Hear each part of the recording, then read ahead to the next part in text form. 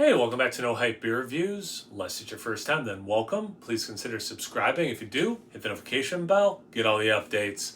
We're going to start for today's video. So, the beer is courtesy of Billy. Thanks much, Billy. I really appreciate it. It's a year old. Well, it's from 2024, so maybe not quite a year old. But, so I'm doing it on Saturday for Cellar Saturday. So I took a picture of it and I zoomed in because when I did the unboxing, I couldn't read it. So the tiny font just says the name of the beer, Maltose Falcons, Maltose. So I did look it up. I'm like, I don't know this brewery. I don't know what this is. It looks like it's the oldest homebrew club in America. They were celebrating their 50th anniversary. So with the word malt in Maltose, I'm wondering if it's, maltose, like more like you really emphasize the malt part of that word. But anyway, Maltose Falcons is how I think you pronounce it.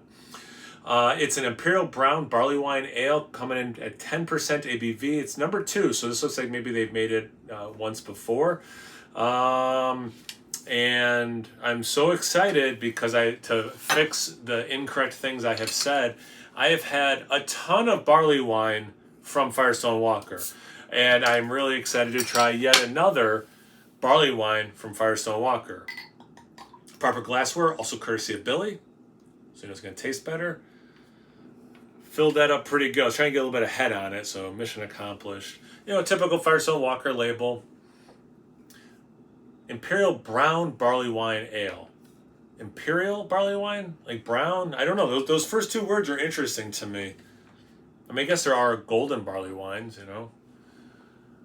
Yeah, I mean, it looks like a barley wine. A little, maybe it is a hair darker than the average, but I've definitely seen many barley wines this level of brown. There's actually some red crimson down here. It doesn't, it goes almost into black, but it's definitely like really dark brown. Let me get my fingers out of the way. I love this glass. I love the shape of it. I love the size of it. I can pace myself nicely for this 10%er. Not much head, which is why I was trying to get it going.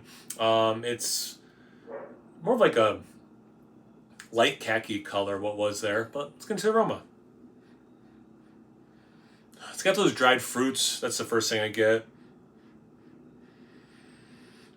Date syrup, molasses, some caramel, big fig.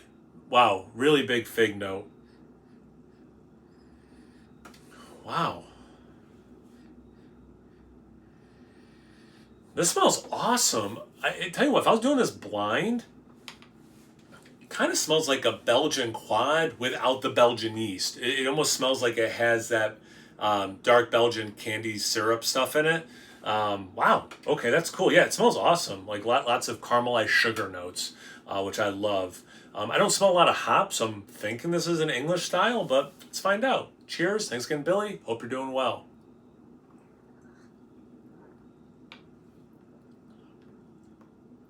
Oh, this is good. One thing I did not get in the aroma at all, and again the taste, is it has this cola. It's mostly cola, slight root beer, but like mostly cola note. Yeah, all those dried fruits I was talking about. Molasses, figs for days.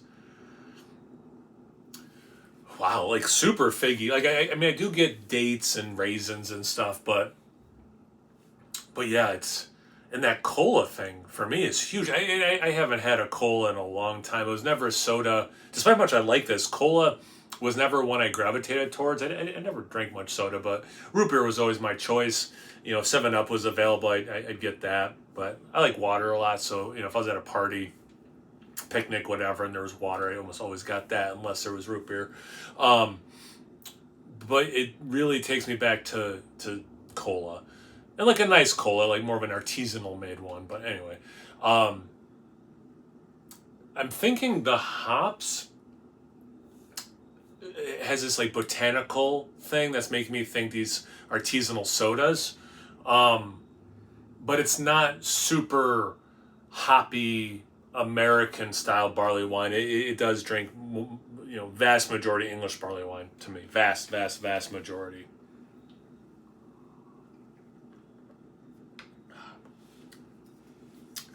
%, very appropriate for it, for like how it's drinking.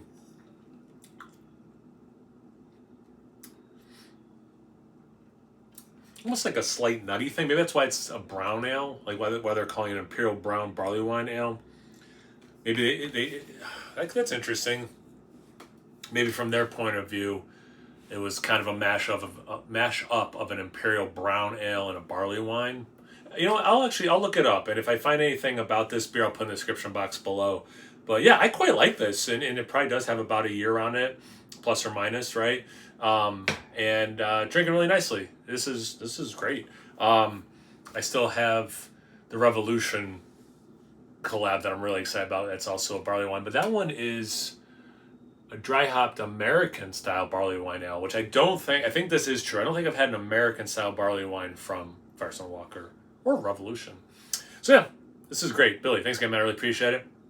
If you guys had this one before, what are your thoughts on it? Do you have the first batch? Are you a home brewer? Anything and everything, comment section below. Let's get a conversation going. Once you're done doing that, make sure you check me out on Instagram and Untapped. It's No Hype Beer Reviews, both those places. So this was like, comment, subscribe, and most importantly, imbibe. Cheers, everyone.